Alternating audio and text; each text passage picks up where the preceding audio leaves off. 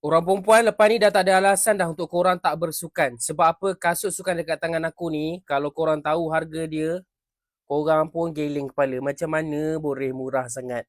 Menyesal beli kasut mahal-mahal. Last tak bersukan pun, tak jalan pun, tak jogging pun. Yang ini kasut murah.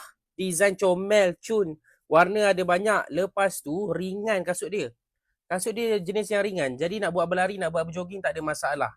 Akak-akak boleh beli boleh beli, link saya dah letak dekat bawah. Guys, kalau korang nak try buat video korang lebih cantik, lebih nampak cinematic, korang boleh pakai lampu daripada Photo OLED ni. Ini contoh video aku tanpa Photo OLED, nampak boring, nampak biasa, langsung tak ada cinematic mode. Yang ini pula bila aku dah turn on Photo OLED, korang boleh tengok background dekat belakang aku dah ada warna yang menarik.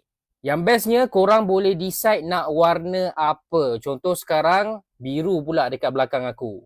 Merah macam ni pun ada tau. And kalau korang tak guna lampu ni sebagai background, korang nak buat lampu suluh pun boleh weh. Tengok besar tau dan sangat-sangat terang. Bukan itu sahaja tau. Dia siap bagi kepingan-kepingan ni untuk buatkan video korang lebih menarik. Korang tengok So ini antara hasil-hasil selepas aku letak kepingan tadi. Nak buat macam ada tingkap fade pun boleh juga. Fade sunlight. Kita tukar sikit warna.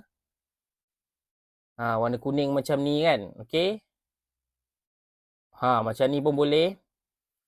Lepas tu nak tukar yang lain pun tak ada masalah guys. Dia ada bermacam-macam pilihan tau. Okay, kita tukar. Tunjuk kepada korang betapa mudahnya nak tukar. Cabut je plate dia. Okay, tak perlu nak pasang-pasang pusing-pusing ke apa. And then letak sahaja plate yang lain. Okay, and then dah jadi macam ni. Alright, so korang boleh bermain dengan korang punya kreativiti lah.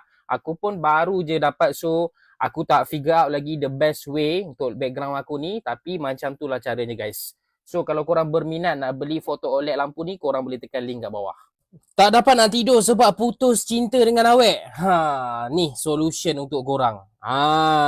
Deep sleep gamis ni memang bagus sangat tau untuk bagi kita tidur dengan lebih cepat, tidur dengan lebih lama sebab kita dapat deep sleep yang bagus. Yang ini dalam dia ada melatonin bila ada melatonin ni promote relaxation, bagi otak lebih kosong, lebih tenang, badan pun lebih tenang. Bila otak kita tak bekerja, barulah kita tidur dengan cepat.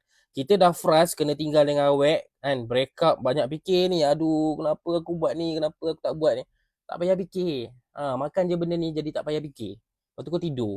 Tu je. Okey, tekan link kat bawah. Korang tengok muka aku, korang perasan something tak? Yang belah sini aku dah cukur dah. Belah sini belum lagi. Korang tengok Aku cukur ni dalam masa beberapa saat sahaja pakai shaver elektrik besar gedabak macam ni. Yang ini ada 3 mata. Bila cukur barulah best. Walaupun 3 mata macam ni, langsung tak ada rasa sakit tau. Korang tekan on, korang naikkan ke atas. Okay. Dia dah on. Lepas tu boleh start cukur. Korang nak tonyo kuat-kuat pun boleh, nak tonyo slow-slow pun boleh. Jangan risau, tak sakit pun.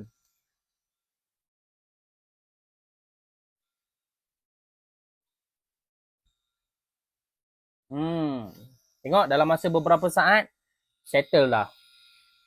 Ni bersihkan sikit lagi. Okay. Kalau korang berminat nak beli, korang tekan link kat bawah.